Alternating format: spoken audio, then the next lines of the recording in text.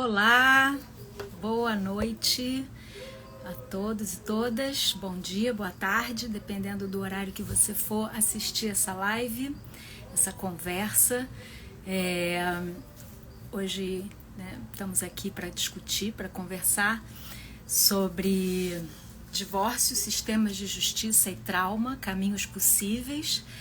Estamos encerrando a 4ª semana do Divórcio com Respeito, um movimento importante, coordenado voluntariamente por advogados e advogados de diferentes regiões do país, que nasceu no âmbito da Comissão da Advocacia Colaborativa do Conselho Federal da OAB, tem o apoio do Instituto Brasileiro de Práticas Colaborativas, é um parceiro importante, e o objetivo do movimento é difundir, disseminar, sensibilizar sobre a importância do divórcio ser conduzido com respeito. Já estão chegando aqui nossas convidadas, deixa eu ir admitindo aqui para poder fazer a apresentação de cada uma delas, com elas aqui presentes na live. Deixa eu ver as solicitações.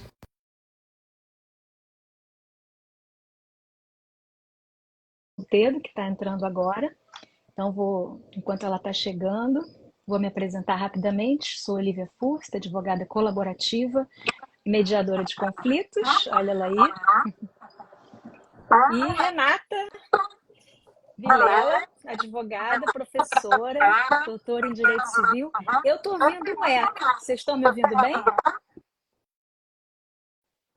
Estamos ouvindo sim. Eu vou me mutar aqui, porque eu acho que quando a gente entra, dá esse eco. Eu acho que a gente tem esse probleminha. Estou vendo que a Fernanda e a Tânia já chegaram. Eu vou tentar incluir a Tânia. O pedido da Fernanda já está aqui, Fernanda está chegando. Vamos agora colocar a Tânia. Tânia, você consegue pedir para entrar na câmera que está do lado com o sinal de mais? Oi, Fernanda, bem-vinda. Tudo bem? Tudo. Que bom, que bom. Seja muito bem-vinda. Obrigada. Essa nossa live de fechamento da Semana do Divórcio com Respeito.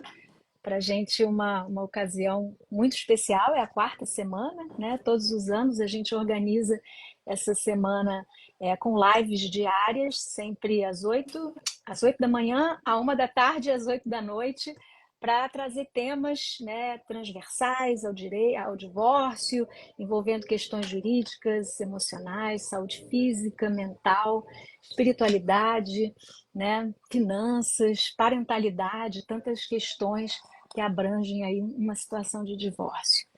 Deixa eu ver aqui, e a gente está hoje encerrando essa 4ª semana. As lives ficam salvas aqui no nosso perfil do Instagram e também no nosso canal no YouTube. Então, se você não gostar desse conteúdo, achar que pode ser útil para alguém que esteja passando por uma situação familiar delicada, desafiadora, por favor, encaminhe, que assim a gente também difunde essa ideia, essa cultura do respeito no momento tão agudo em que as pessoas perdem um pouco o prumo dessa situação. Mas a gente vai falar sobre isso. Deixa eu ver aqui a Tânia, que eu não estou conseguindo incluir ela. Alguém me ajuda? Já estou vendo que ela está aqui. Eu adiciono ela como moderadora? Não. Ai. Noemi, Marília, alguém me dá um help? Olivia, juro que eu queria te ajudar. Não tenho a menor ideia. Tô ficando vermelha. Não, eu tenho ideia. Eu até já convidei pessoas, mas eu não sei por que não está me dando essa opção. Ela tem que apertar do lado dos comentários numa câmera e ali ela vai pedir para participar. Isso. Aqui onde está escrito comentar, na caixa. Se você conseguir, como eu fico também, chamar ela.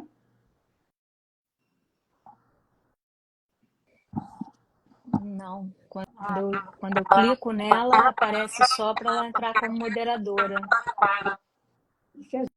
A gente Tânia, incluir a moderadora. Não seria isso? não sei, eu acho que ela fica como moderadora dos comentários.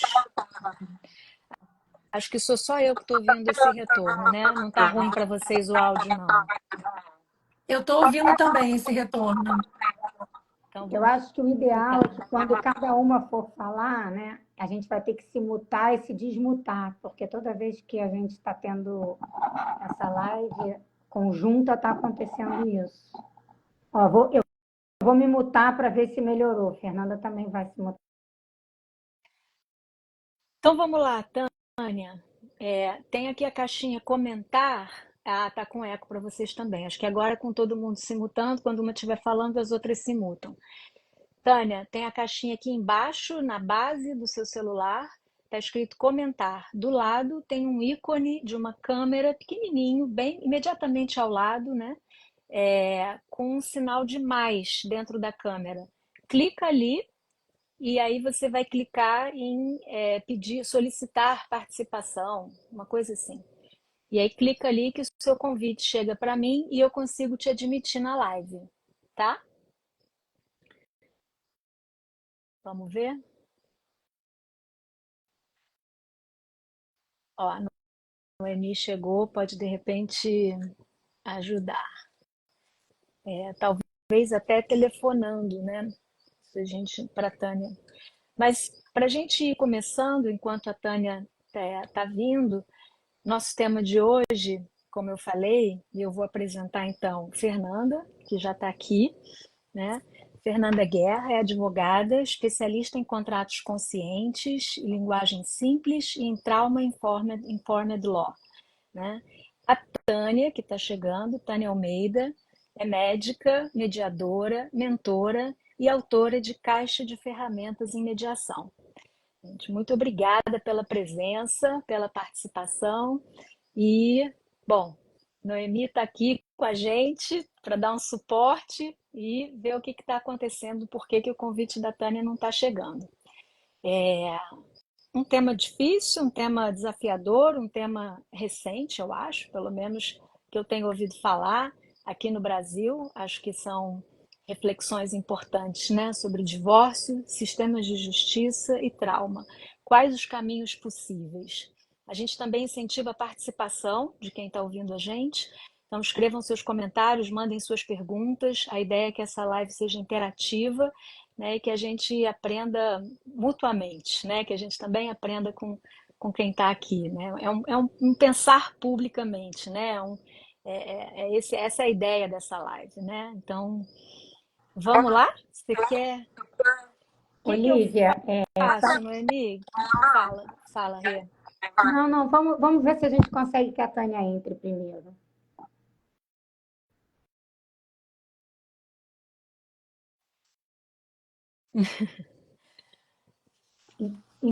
Então, enquanto isso, queria falar um pouco aqui, né, sobre esse projeto, falar também aqui para a nossa convidada Fernanda, que é uma pessoa especialista em linguagem simples, então é muito bom, né, ela estar aqui, porque essa é uma live para pessoas que estão passando por um processo de divórcio e a gente precisa se exercitar o tempo todo, né? A Fernanda também me ensina isso como amiga, como parceira, em como não falar um juridiquês, né? Em como escrever, né? Peças e acordos em que as pessoas possam se identificar, possam ler e entender esse processo. E falar um pouco do quanto que esse processo é traumático, né? Para quem está passando e para nós advogados que também, né, trabalhamos com as pessoas que chegam para a gente sempre num momento muito difícil, às vezes, né, no seu pior momento, em sofrimento. O divórcio é um processo traumático. Muitas vezes esse processo vem acompanhado de outros tipos de trauma. Então, assim, acho legal a gente já começar, enquanto a Tânia está entrando, perguntando aqui para a Fernanda, né, como que você resolveu estudar esse processo de trauma, como que você identificou essa importância, uma coisa tão nova, pensada por advogados, pelo menos no campo da advocacia, e te ouvir um pouco, traduzir para a gente em linguagem simples o que é trauma informed law, né? Então, passo a palavra para você, Fernanda, enquanto a Tânia está aqui entrando. Deixa eu me desmutar. Primeiro, agradecer o convite de estar aqui com vocês. Uma honra, né, estar com você, Renata, com Olivia, com Tânia, pessoas que seguem me inspirando. E eu fico feliz da gente estar nessa jornada juntas. Eu fiquei aqui escutando a Olivia falando.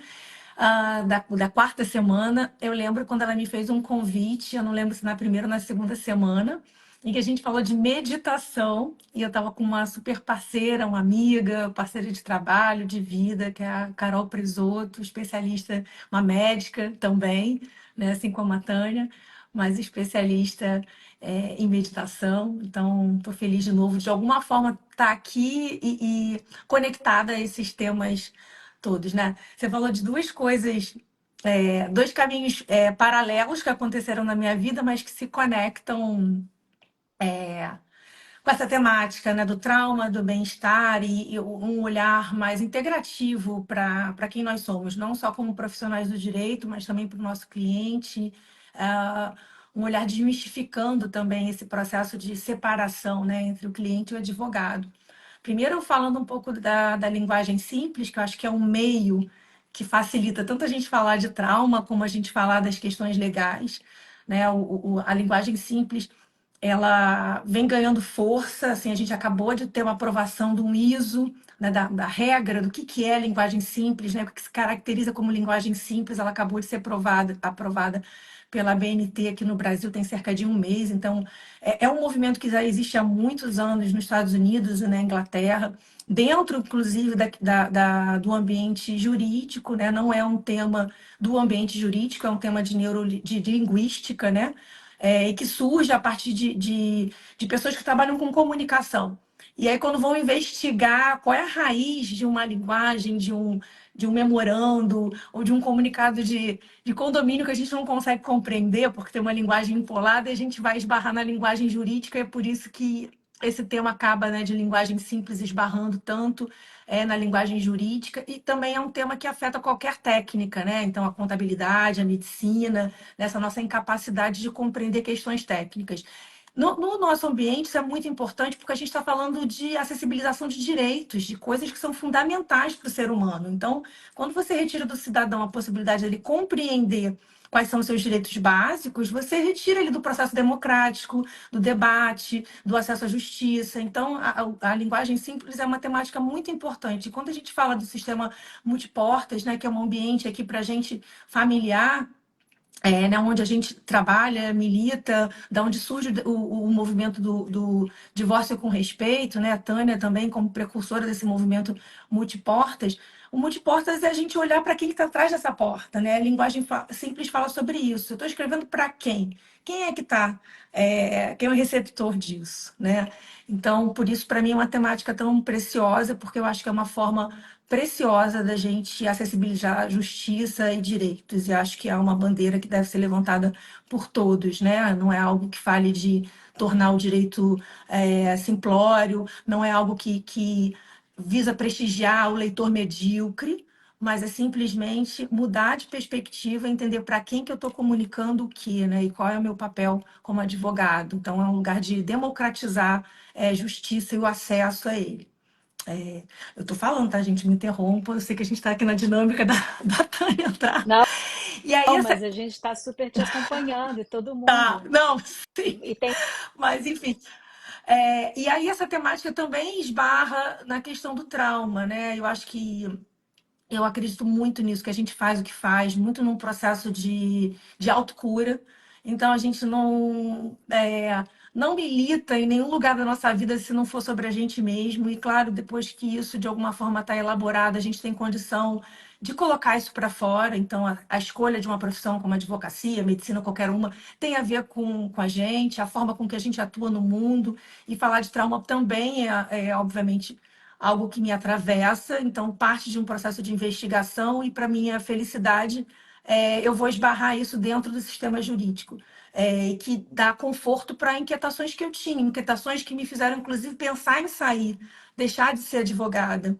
Então, compreender que todos nós passamos por algum tipo de evento traumático. O trauma não é algo sobre um evento especificamente, mas ele também ele é sobre a forma com que a gente lida com esses eventos traumáticos, né?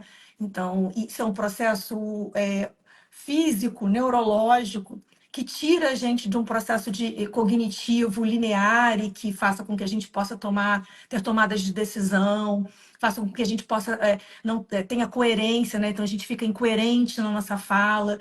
E como profissionais do direito, eu nunca tive um cliente que chegasse feliz no meu escritório, nunca, ainda não tive. Eu espero que eu viva esse momento que os clientes vão chegar, sabe, num lugar de estabilidade, de alegria, justamente para prevenir questões. Mas todo mundo que chega. Decisão.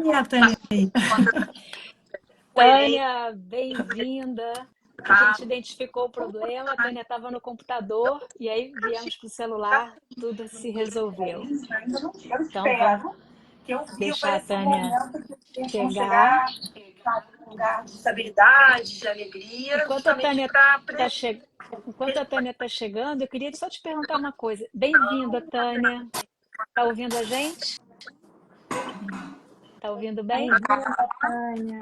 Estava no computador e aí viemos para o celular, tudo se resolveu.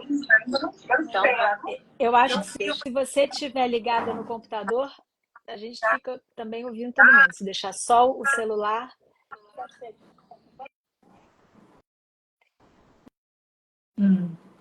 Fernanda, quando a gente se conheceu, eu me lembro que você falou que estava desistindo mesmo, que você falou que não se identificava nem mais como advogada, né? Então, Tânia, vamos continuar aqui de onde a gente estava e aí a gente, tá?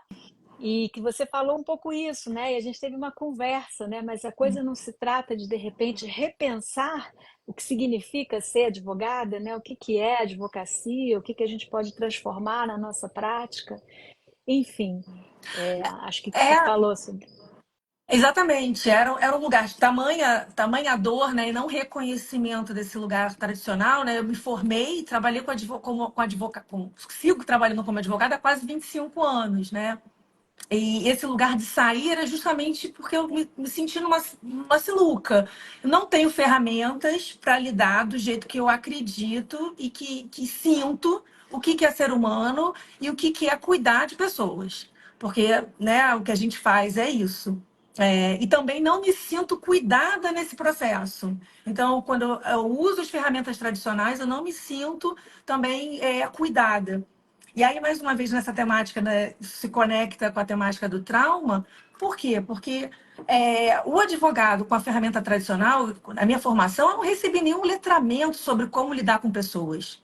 Nunca, não tem uma cadeira na faculdade de Direito que diga, olha, você vai lidar com um ser humano, e o ser humano, ele vive processos de crise, ele vive processos de trauma, o que isso acarreta com essa pessoa, qual é o impacto de pessoas que tratam de pessoas com trauma, que é exatamente o que eu faço, né? O que nós fazemos, vocês então que lidam com divórcio, que nem é o meu nicho, eu não trabalho com advocacia de família, mas vocês só lidam com pessoas em crise. E isso tem um impacto enorme na vida de vocês. Né? O que a gente fala que é o trauma vicário, o trauma secundário, que é o trauma de pessoas que lidam com gente com trauma. Então, eu nunca recebi um letramento sobre isso. Eu fui sentir isso na pele, num lugar de exaustão, sabe, de dreno. Então, quando eu me deparei com essa temática, foi muito interessante, porque foi uma pessoa que me fez a provocação.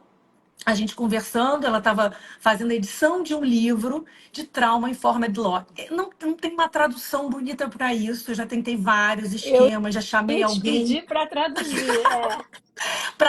Porque é trauma informado da lei, não faz o menor sentido em português, né? Então, assim, Eu, convido aqui quem achar um.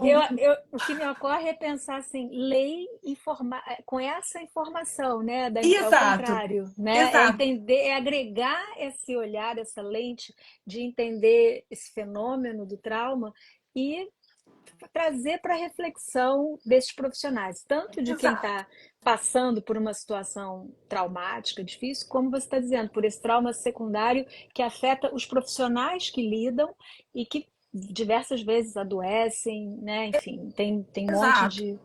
E entender que todo o sistema legal, todo o sistema jurídico, ele lida com isso. Então, se a gente for pensar no crime, e essa perspectiva tradicional, essa perspectiva dessa dialética, né? Autor, réu, réplica, tréplica, recurso, todo esse processo que mesmo quando a gente tem um olhar, o olhar da justiça é o olhar da vítima, né? Então, assim, como é que eu vou punir o agressor daquela vítima? Então, tem um viés que é escolhido da justiça tradicional.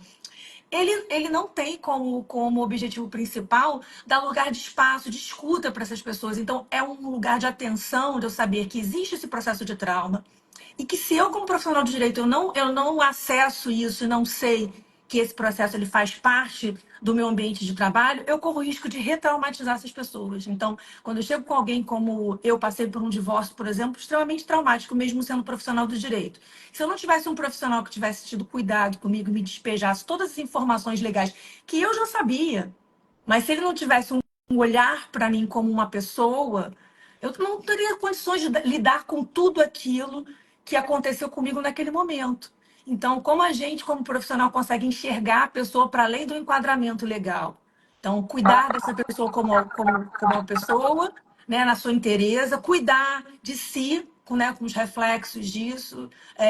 Então, a ideia do trauma informado da lei, né, ou uma prática legal informada do trauma, é entender que isso faz parte de ser humano e a gente não tem como eliminar isso e como é que a gente vai lidar com isso no nosso dia a dia, né? E mais uma vez também só um parêntese rápido, é importante saber se a ideia não é tornar advogados terapeutas, nem entrar na seara de ninguém, mas a gente não tem como fechar os olhos para o impacto disso, inclusive nas nossas ações e escolhas técnicas na hora de lidar disso do dia a dia.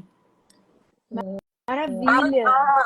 Tânia, Eu ia aproveitar fala, Rê. essa deixa para, primeiro, agradecer também, né, a Fernanda, mas agradecer a Tânia, que a gente está aqui numa live falando de novos caminhos, e a Tânia aqui, professora de todas nós, e acho que os novos caminhos perpassam justamente para a gente sair desse sistema de justiça e partir para processos de construção de diálogo. E, normalmente, os divórcios, né, nós, advogados, sabemos que a parte mais complicada é a comunicação entre as pessoas, a comunicação, muitas vezes, entre aqueles cônjuges que estão passando, ou companheiros, por esse momento tão difícil.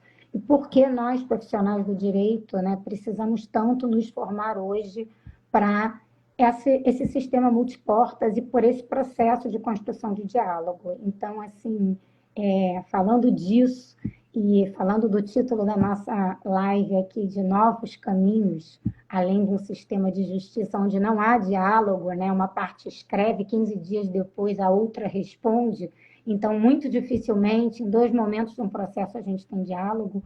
Queria chamar aqui a Tânia, com toda a sua generosidade, e agradecendo já, para falar um pouco disso para a gente, para pessoas que estão passando por esse momento traumático e que não têm, né, como reconstruir, talvez, diálogos, por onde começar, por que isso é tão importante. Olá, boa noite. Vocês me ouvem? Ouvem, ótimo. Bom, boa noite a todos. Desculpem pela demora. Eu estava usando o computador e não era o veículo que eu precisava ter utilizado para estar com vocês no horário. A minha experiência com o divórcio, ela é da década de 80, como terapeuta de família. Então, é uma experiência distinta da que vocês estão trazendo, porque o diálogo sempre foi o meu instrumento de trabalho com essas situações, né? E porque eu fui terapeuta de crianças e adolescentes e depois terapeuta de família, eu tive uma clínica muito povoada por divórcios litigiosos com filhos, por conta do meu background. Deixa eu compartilhar com vocês o que eu entendo por trauma, né? Eu entendo trauma como uma ferida na memória afetiva. E o tamanho dessa ferida é dado pela nossa interpretação dos eventos, né? O evento não tem um tamanho que determine o tamanho do que a gente chama de trauma. O que determina o tamanho do que a gente chama de trauma e o nosso aprisionamento a ele é a nossa interpretação, né? Então, como terapeuta, o meu recurso sempre foi ajudar as pessoas a redefinirem a questão com as quais elas estavam lidando e a identificarem recursos próprios para lidarem com isso, né? Na terapia, sempre houve uma preocupação com aquele que cuida dos feridos, né? Havia textos à época como cuidando dos cuidadores. Era isso, né? Os terapeutas bastante expostos a situações entendidas pelas pessoas como traumáticas e que precisavam ser cuidados, e havia ali uma série de recursos, como a supervisão, ter uma interlocução para poder cuidar do cuidador, né? Mas cuidar daquele que era o sujeito do trauma era ajudá-lo a ressignificar a maneira como ele tinha significado, por isso a palavra ressignificar, e a identificar recursos próprios para lidar com as situações. Houve, à época, um texto de duas pessoas icônicas no cenário, que eram Teresa Cristina Diniz e Gladys Brum, afirmando que o divórcio não era traumático em si para os filhos, não para os adultos, né? Ele impactava os filhos na exata medida e proporção correspondente à maneira como os adultos lidavam com o evento.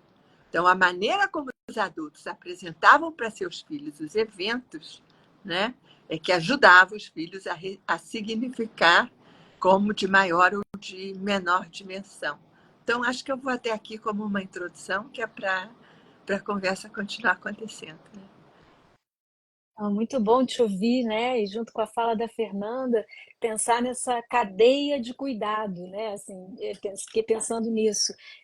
Pensar no cuidado com o profissional, você falou, trouxe que é uma prática mais comum entre terapeutas, né, psicólogos, e que o profissional do direito não tem. A gente está começando aqui a fazer grupos de intervisão, grupos de supervisão, justamente para cuidar do profissional, que também é alguém que cuida, e que cuida de outros cuidadores, que são os pais, no caso de um divórcio, né? Então, é toda uma cadeia de cuidados para minimizar, como você trouxe muito bem, não há como não afetar esses filhos, todos, né?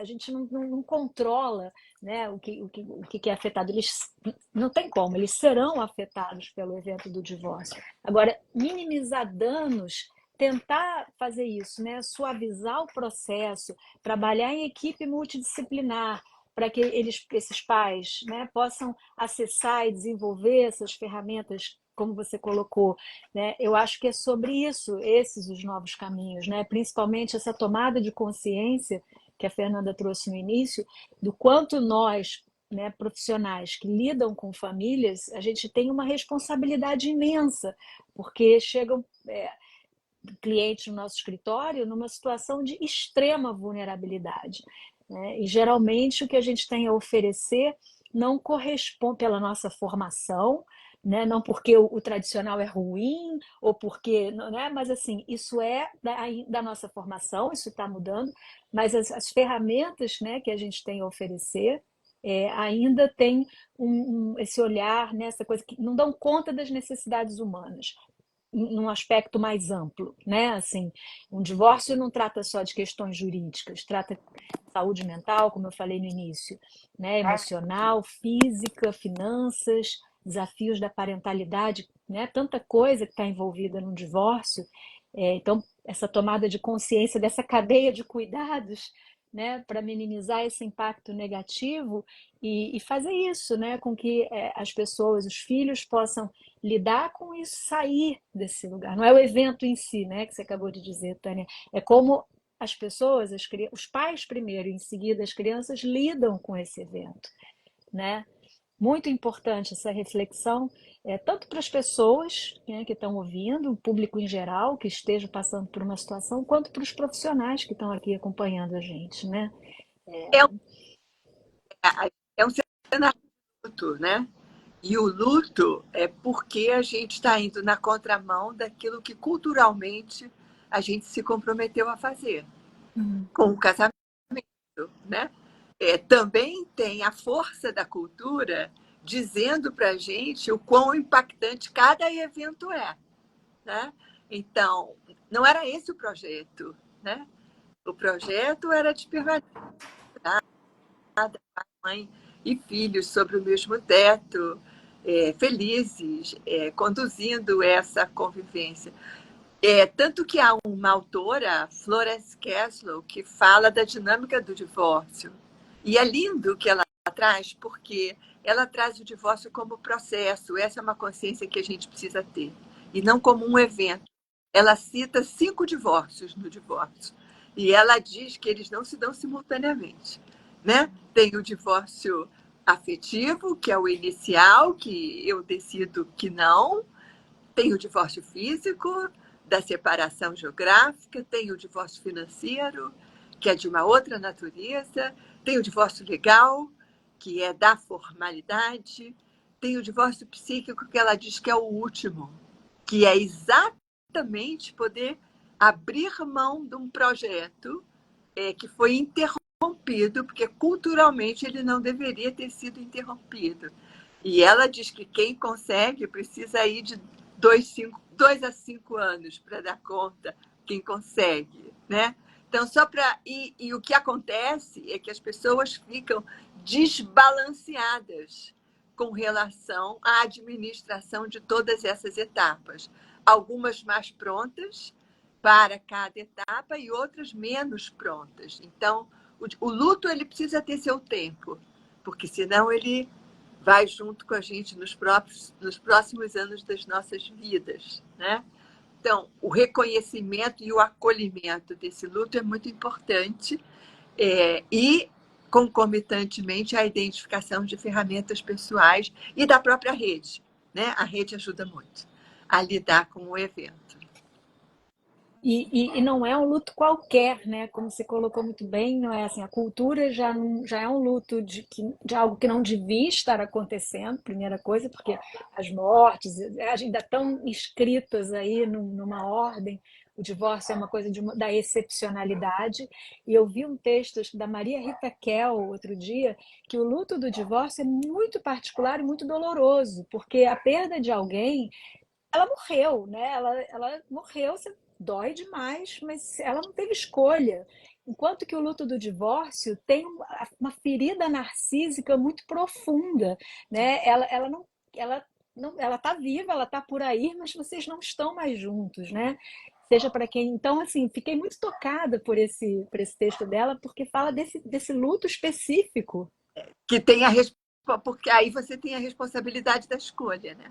Porque quando é morte, é uma imposição da vida, né? Paradoxo. Mas quando é divórcio, é uma escolha. Você podia ter feito outras. Né? E é muito paradoxal, né, quando a gente pensa, né, a Tânia aprofundou aqui nosso olhar sobre o divórcio especificamente. Então, para mim é muito assustador hoje, olhando um pouquinho, tendo caminhado um pouquinho nesse reconhecimento do trauma, o quanto a gente não tem ferramentas para lidar com isso como profissionais. Então, a gente chega o cliente na nossa frente, você exige, me conta os fatos, cadê as contas, pede informações e exige desse cliente uma série de atitudes que ele é incapaz de tomar, porque ele está lidando com esse processo. E aí, como eu também, como profissional, não tenho ferramentas para reconhecer isso, eu passo por cima. Porque também reconhecer que ele está vivendo esse trauma me exige uma outra postura, inclusive em relação a mim mesmo, como esse profissional que cuida, que é cuidador. Né? E quando a gente olha números, né? A OAB, acho que no começo do ano trouxe um traçado sobre saúde mental. Aqui no Brasil, apenas 14% dos advogados faz terapia. E agora eu não tenho números em termos de gênero, mas a grande maioria são mulheres. Então, quando você pensa no universo de 1 milhão de profissionais do direito, né, de advogados, apenas 14% tem um processo básico de autocuidado, que é uma terapia. Então, aonde esse profissional tem condição de olhar para o trauma? Porque se ele olha para o trauma, ele tem que reconhecer que ele está no meio disso e aí tomar atitudes, né? Então, isso me chama bastante atenção e tem sido o meu atual objeto de estudo e de desejo que a gente tenha um mínimo de letramento sobre essa temática, para a gente poder saber exatamente aonde a gente está e olhar esse cuidado como algo mais individualizado, poder olhar para cada cliente como um ser humano individual e não como algo que eu vou reconhecer. Não, para essa situação tem esse procedimento, aquele outro, e dane-se o que vai acontecer depois. E também, quando chego em casa, estafada com aquela toda a situação que eu vivi, você toma um tranquilizante, ou bebe uma taça de vinho, ou fuma um cigarro e tá tudo certo, né? E depois a gente vê as consequências disso no nosso dia a dia também. Essa. Posso ir? Posso falar? Porque, assim, a modernidade, ela criou as disciplinas, né? Ela esquartejou o conhecimento, o que viabilizou que a gente pudesse se aprofundar, cada um na sua caixinha, né? Mas quando a gente se aprofundou nas caixinhas, a gente perdeu a visão do todo, né? Perdeu a visão da interferência daquilo que é da nossa especialidade, o quanto que interfere em tantos outros aspectos daquele humano, né?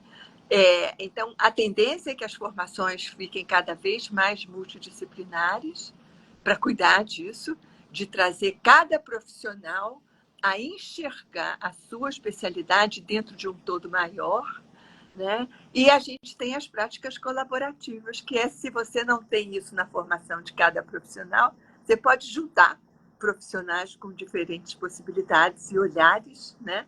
E tratar o caso e tratar a própria equipe com um foco multidisciplinar, né? Sim, isso é perfeito.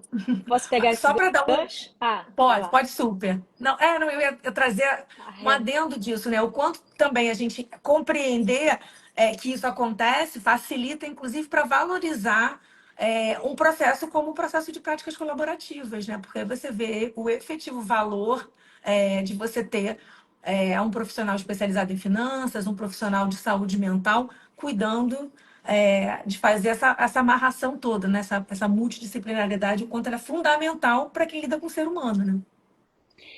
E pensando sobre isso, né, puxando esse gancho que vocês duas trouxeram, sobre a importância desse trabalho em equipe multidisciplinar, que é meio inaugurado pela abordagem colaborativa do divórcio, não é o único. É claro que profissionais do direito já trabalham com profissionais de saúde mental, por exemplo, há muito tempo, mas essa forma de trabalhar, sem ser tão setorizada, né, a forma de trabalhar de maneira integrativa, que eu acho que é essa a nova perspectiva do direito, né? O direito mais integrativo, né? Compreendendo esses múltiplos aspectos que compõem né? A sua finalidade, né?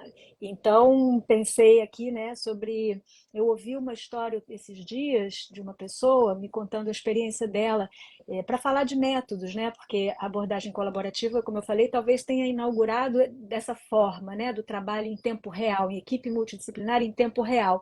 Mas isso, a questão dessa interação entre profissionais de outras áreas não é exatamente nova. E aí eu ouvi dessa cliente uma experiência que ela tentou outros métodos, e a gente aqui fala do divórcio com respeito nos diferentes métodos que a gente abordou aqui durante essa semana, né? Uma negociação assistida por um único advogado, uma mediação, uma abordagem, um divórcio colaborativo propriamente dito, e até mesmo no litígio, né? Ela me contou que a advogada dela, indicou uma profissional de saúde mental para fazer uma interlocução com ela durante o processo. Porque ela tinha. Então, eu achei isso incrível, porque ela fez uma visita ao fórum para ela se ambientar, ia ter uma audiência presencial, isso já faz algum tempo. Ela tinha alguém para ligar e que justamente tinha uma linguagem mais simples, Fernanda. Alguém que podia ir traduzindo aquilo Olha que que a maravilha. advogada não tinha a competência, mas que ela, durante o processo litigioso, fez esse acompanhamento. E como foi importante para ela se apropriar do processo. E é isso, sabe?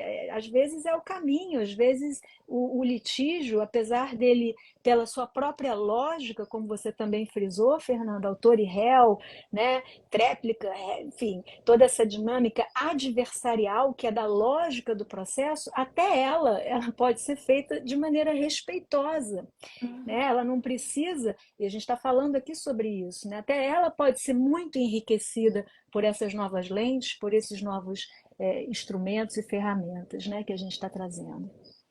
E que Não, maravilhoso isso que você trouxe, Olivia. Renata, eu queria, não sei se eu estou interrompendo alguém, mas isso me veio. Você trouxe essa questão, né?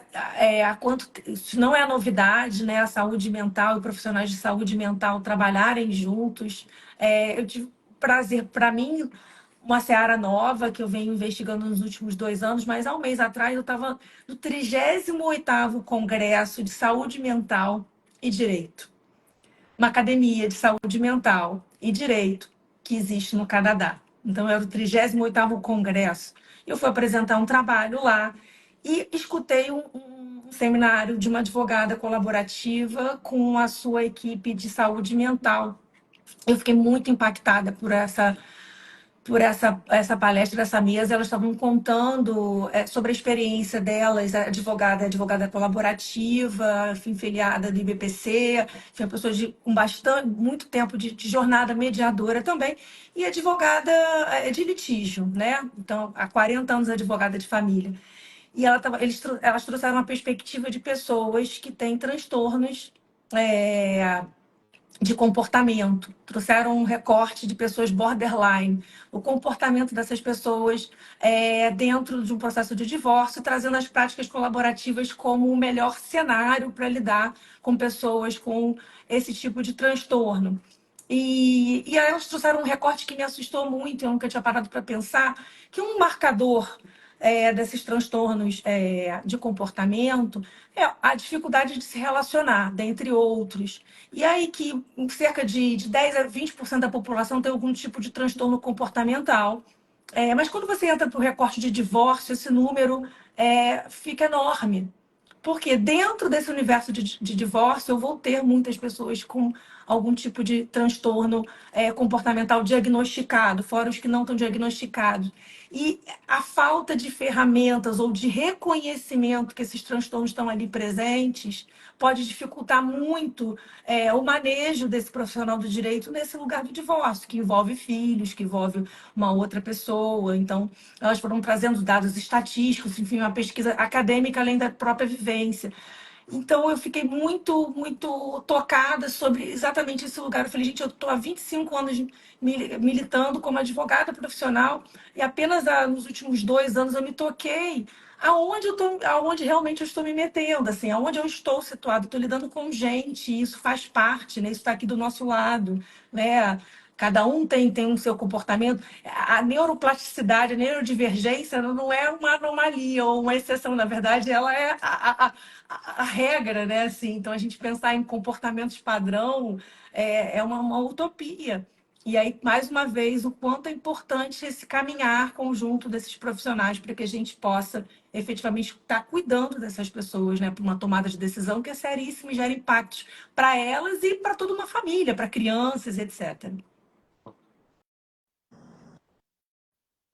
Eu ia falar, Fernanda, nessa linha ainda da equipe multidisciplinar, o quanto é importante, a Marília tinha colocado aqui na frente, como eu me vi acolhida também, né, há anos trabalhando sozinha, quando eu descobri, né, como é importante e como eu não dava conta nem de mim, nem dava conta de ali enfrentar todos os problemas que o cliente estava enfrentando. E eu me sentia muitas vezes muito frustrada, porque há muitos anos da minha vida, eu fui uma advogada e eu não sabia desse recurso. Eu faço terapia há muitos anos, eu cuidava de mim, mas no processo específico, a equipe se cuida.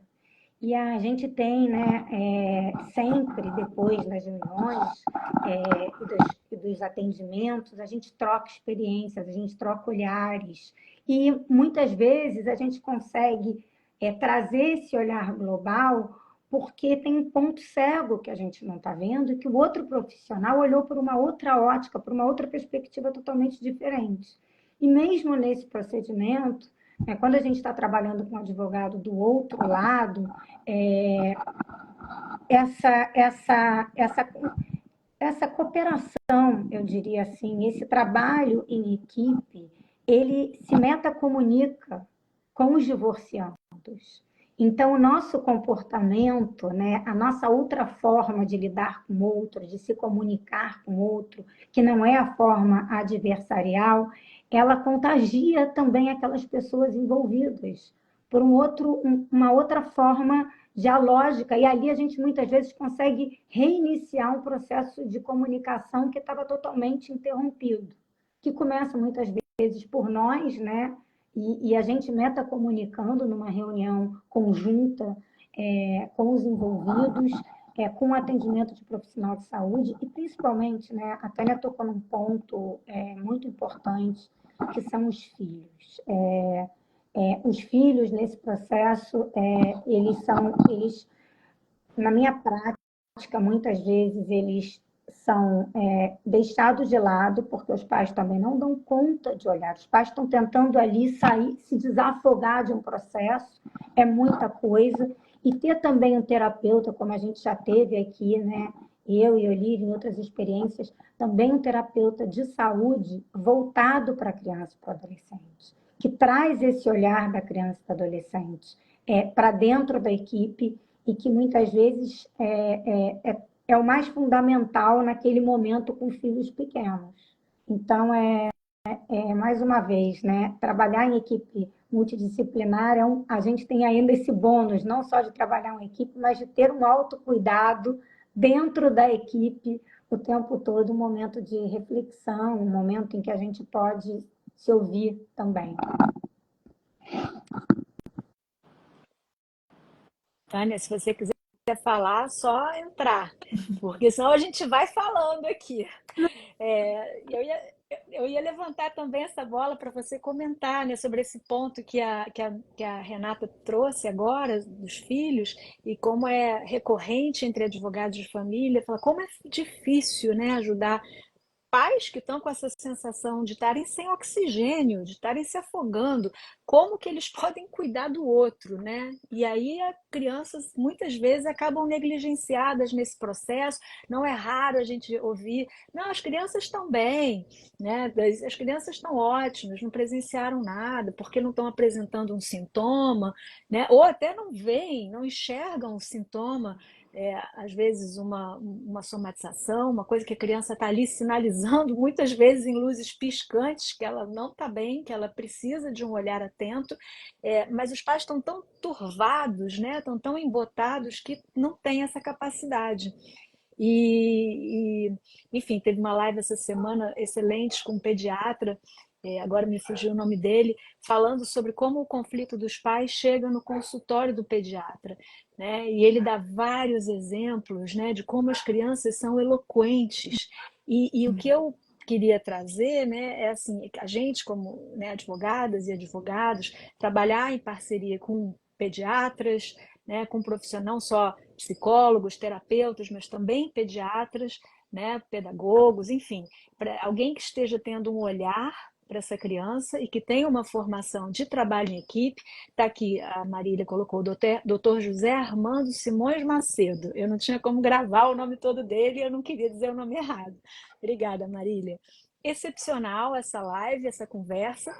E o que ele disse, né, e que eu acho que é perfeita, é centrada, na minha experiência, a entrada do profissional de saúde com foco nos filhos, na dinâmica, né, no olhar sistêmico ali, muitas vezes consegue, às vezes um gesto, uma fala simples da criança, assim, ele contou de um casal que estava brigando, e ele atendeu o casal, e ele, criança de 6 anos, E a criança, ele perguntou: e aí, fulano, o que você está achando do divórcio dos seus pais? Que estavam dizendo que a criança estava ótima, né? E aí ele pensa um pouco e vira e fala: inadequado. Um menino de 6 anos, sabe? Ou um outro menino também de 5 anos que foi atendido pela Mônica, num caso que eu atuei, e que ele estava ali enquanto os pais estavam discutindo no consultório, o menininho ficou brincando com uma balança que ela tem no escritório, que era da avó dela, que estava toda desregulada. E quando ela olhou, o menino tinha conseguido equilibrar os dois pratos da balança. E ela falou: mas fulano, você conseguiu consertar essa balança, equilibrar os dois pratinhos? Ele falou: eu sou especialista nisso. Então as crianças, elas mostram, e esses momentos vêm como insights, como grandes revelações para esses pais se apropriarem do lugar de adultos da relação e saírem dessa situação, né, de cegamento, não sei nem se existe essa palavra, de cegueira, me desculpa, de cegueira absoluta, e conseguir enxergar o que o filho está ali manifestando com muita clareza, né? Você pode comentar um pouco isso? Na medicina tem tratamentos que são muito dolorosos, né? Mas a finalidade deles é trazer benefícios, né? É ajudar. Se você vai tratar de um grande queimado, você machuca, né? O divórcio é um cenário que qualquer profissional que lida com ele precisa ter essa consciência. Ele tem na frente dele um grande queimado, né? Ele tem uma pessoa imersa em muitas dores. E a gente pede dessas pessoas coerência. Não, mas pensa bem. E faz perguntas e convida para processo. Gente, é um processo de tomada de decisão. A neurociência já falou para a gente, com todas as letras, que a tomada de decisão em momentos de tensão diminui a nossa capacidade cognitiva, né? O nosso QI pode baixar até 30 pontos. E nós estamos pedindo respostas razoáveis e adequadas e respostas para o resto da vida, dali para frente. Olha que delicadeza esse trabalho. Ele precisa realmente ser microcirúrgico e isso precisa ser tomado em conta, porque às vezes as pessoas não se apresentam razoáveis, não que elas não venham sendo razoáveis na vida, é porque o momento que elas estão passando não permite que elas usem as competências que elas têm na sua plenitude. Então, esses profissionais precisam estar atentos para isso, porque com muita frequência a gente encontra aqueles que acabam sendo categorizados como não adequados, né? Não é só o divórcio que é inadequado, como disse a criança, né? Às vezes os adultos parecem inadequados, mas é isso, tem o paradoxo de estar sendo pedida uma tomada de decisão em momento de competências embotadas pelo luto, né? E aí, porque o tempo, né, é tão importante, porque o respeito do tempo, e nós profissionais ajudarmos aos clientes se adequarem nesse tempo, porque raramente eles estão no mesmo tempo ou no mesmo divórcio. Eles estão normalmente numa fase diferente do divórcio. Então, a gente, como profissional, conseguir equalizar, né? E normalmente, outro dia, numa live dessa semana, né? O tempo, alguém colocou aqui, o tempo, normalmente o tempo certo é o tempo do mais vulnerável, né? Daquele que não está conseguindo dar celeridade.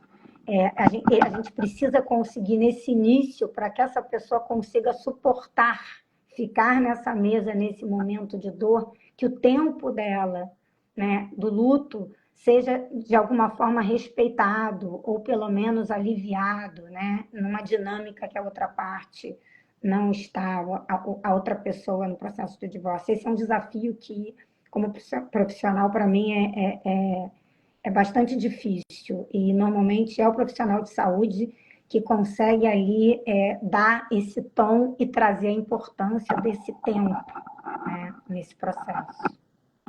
Sim.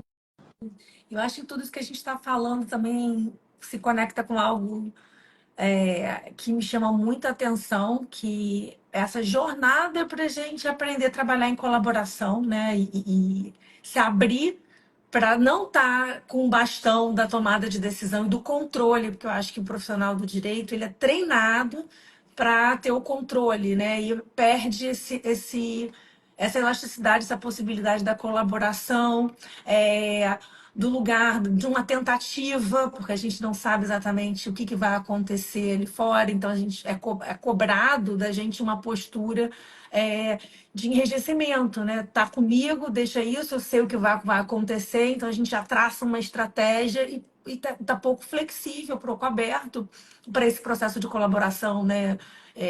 De ser permeado por outros saberes, de escutar outros profissionais que têm um olhar bem distinto do nosso, o quanto isso pode ser rico para tudo. Então, é um processo de aprendizado, que as práticas e, inclusive, esse espaço aqui do divórcio com respeito abre para a gente de atuação, né, de reflexão do como a gente vem atuando e se isso realmente está a serviço das pessoas. Sim, muita reflexão, muita coisa. Não sei se vocês querem falar mais alguma coisa, mas a gente já está chegando no fim da live. Passou muito rápido. Então, quero abrir para cada uma fazer considerações finais para a gente poder começar a encerrar.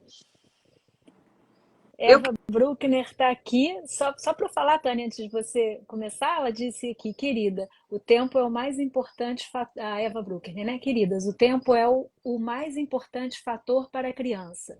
Os filhos e o tempo determinam o grau de sofrimento. Comentário que ela fez aqui. Obrigada, Eva. Tânia, a agradecer, palavra é sua. não, agradecer, né? Agradecer por estarmos nesse momento cuidando dos cuidadores, né? E de alguma maneira também daqueles que atravessam ou atravessaram esse processo e podem estar se sentindo cuidado pelos cuidados que a gente está dizendo que esse tema precisa receber, né? Então, obrigada por essa oportunidade e estar com vocês, igualmente. Muito bom. Fernanda. Um pouco nesse espaço que a Tânia já abriu, assim,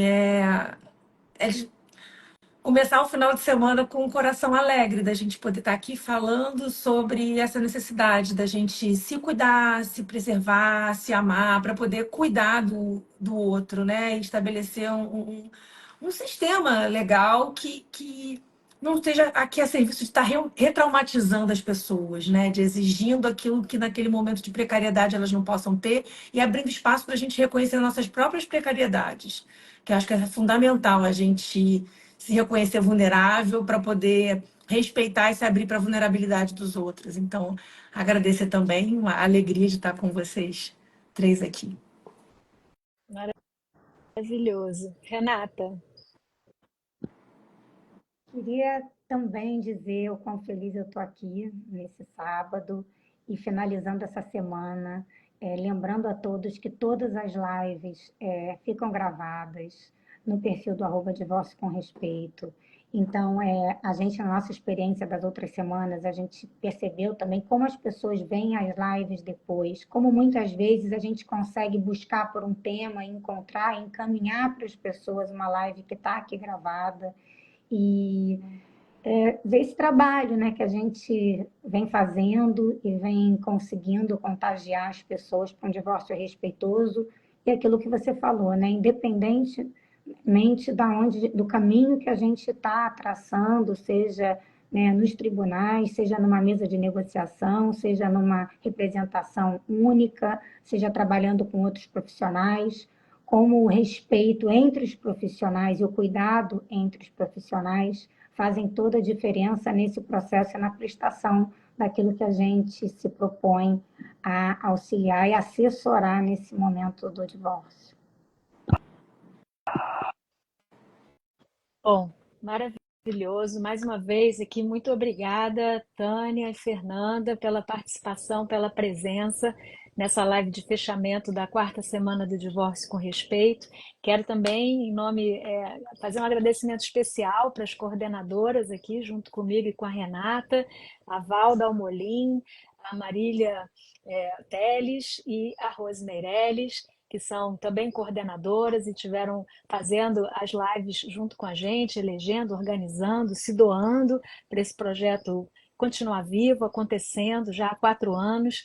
Então, quero deixar meu agradecimento pela parceria, né? E por isso, né, que a gente espera mesmo que a gente transforme a cultura do divórcio no nosso país, que a gente possibilite que crianças e adolescentes tenham a oportunidade de testemunhar um processo sadio de desenlace conjugal, né? Possam testemunhar o que significa entrar em conflito e sair dele, né? Que é o que caracteriza uma sociedade pacífica, né? Uma família estável. Não é a ausência de conflito, a ausência de atrito, de divergência, mas é a capacidade de lidar, de aprender e de transcender a partir dessa experiência. Então, quero deixar meu beijo, agradecer também quem está assistindo a gente, e é isso. Até a próxima. Ano que vem tem mais. Boa noite. Um beijo. Boa noite. Tchau, tchau. Boa Boa noite. noite, tchau.